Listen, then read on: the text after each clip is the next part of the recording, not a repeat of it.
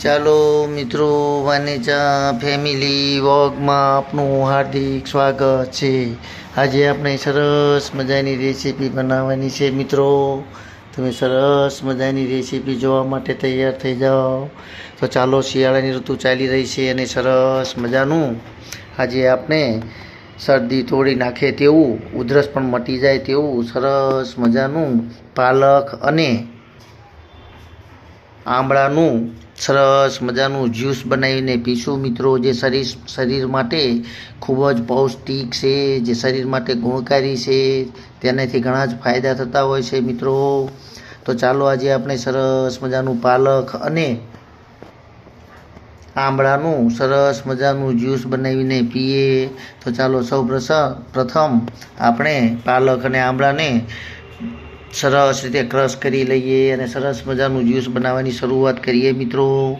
તમે પણ આવું સરસ મજાનું આંબળા અને પાલકનું જ્યુસ બનાવીને પીજો, કારણ કે શિયાળાની અંદર તે ખૂબ જ ગુણકારી છે। ચાલો મિત્રો, સરસ મજાનું આંબળા અને પાલકનું જ્યુસ બનાવવા માટે તેના ટુકડા કરી લીધેલા છે। તો હવે તેને બ્લેન્ડરથી સરસ મજાનું જ્યુસ તૈયાર કરીએ મિત્રો।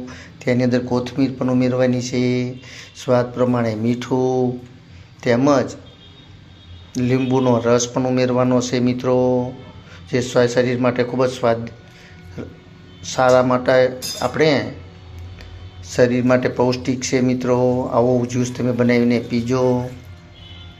તો ચાલો સરસ મજાનું બ્લેન્ડર ફેરવીને તેનું આપણે જ્યુસ તૈયાર કરી લઈએ મિત્રો। તમે એકવાર ચોક્કસથી આવું જ્યુસ બનાવીને પીજો મિત્રો।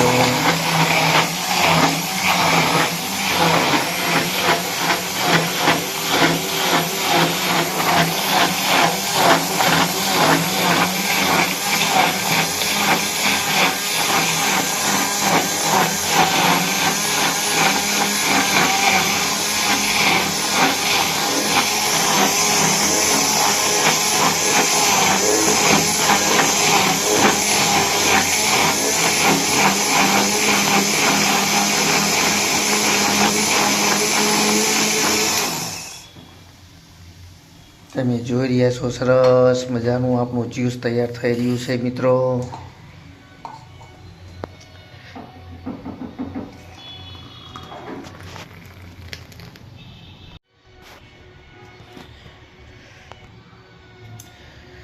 ચાલો મિત્રો, તમે જોઈ રહ્યા છો, સરસ મજાનું પાલક અને આંબળાનું જ્યુસ તૈયાર થઈ ગયું છે મિત્રો। જોતાં જ મોઢામાં પાણી આવી જાય તેટલો જ તેનામાં સરસ મજાના ગુણ પણ છે મિત્રો।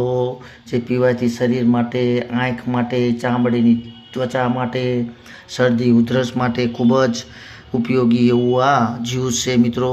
તો તમે પણ પીવાનું રાખજો, કારણ કે આ જ્યુસથી ઘણા બધા શરીરની અંદર ફાયદા થતા હોય છે। તો આંબળા તો શિયાળાની અંદર ખૂબ જ ખાવા જોઈએ, તેમજ આવું જ્યુસ બનાવીને પીવું જોઈએ। તેમજ પાલકની પણ ગુણવત્તા ખૂબ જ છે મિત્રો। તો શરીર માટે તે પણ ફાયદાકારક છે। તો ચાલો સરસ મજાનું તેની અંદર લીંબુ ઉમેરીને જે આપણે જ્યુસ બનાવ્યું છે તે તમે બનાવીને પીજો મિત્રો। કારણ કે શરીર માટે ખૂબ જ ગુણકારી છે મિત્રો। તેમજ આંખ માટે તેમજ દૃષ્ટિ માટે, એટલે કે આંખના આપણને ખૂબ જ જો કોઈ તકલીફ હોય તો પણ ઘણી બધી ફાયદા થતા હોય છે મિત્રો। આંખની અંદર જો આપણે નંબર હોય તો પણ ઘણો ફાયદો થતો હોય છે। તેમજ લોહીની અંદર પણ તેનું લોહી પણ શુદ્ધ બની જતું હોય છે આ પીવાથી।